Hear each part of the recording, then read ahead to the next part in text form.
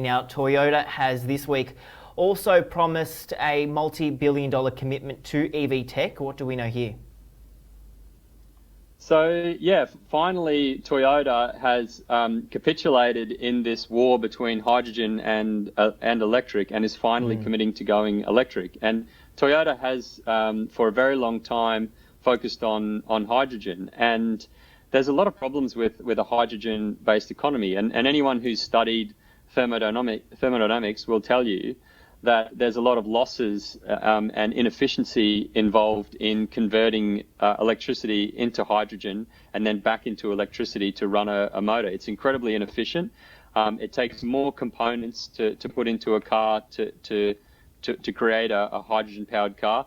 And on top of that, the supply chain for hydrogen is extremely complex. You have to drive tankers around and create these hydrogen pumping stations, just like you would with fuel.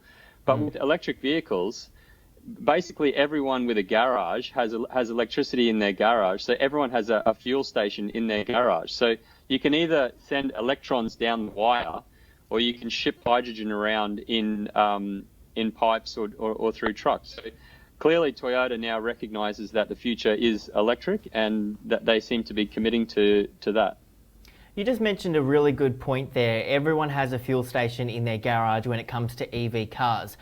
What needs to be done in order to see even bigger growth in the EV tech sector? Is it sending the message to everybody to let them know that, well, they don't need to visit the fuel station anymore. They can actually charge their cars at home simply by plugging it into the power source? Yeah, absolutely. So there is quite a large misconception out there that we need to go to electric vehicle charging stations every time we want to charge. We don't. The vast majority of people will be charging their electric vehicles at home in their garage when they sleep. So every day, everyone will start with a full charge. And we really only need those charging stations for intercity travel. And yes, we do need to massively roll out fast charging stations around the country, but they will mainly only be used for intercity travel or for people who don't have access to a garage or a charging station at home. So yeah, we do need an education campaign, and people do need to be made aware of that. Asking on behalf of my electricity bill, Daniel, how much can we expect, our electricity bills to rise if we do get an electric car and put it in the garage to charge? Well, they won't rise by much, and they definitely won't be anywhere near your fuel costs at the moment. Now, my car has a range of 460 kilometres, and the battery pack is 75 kilowatt hours.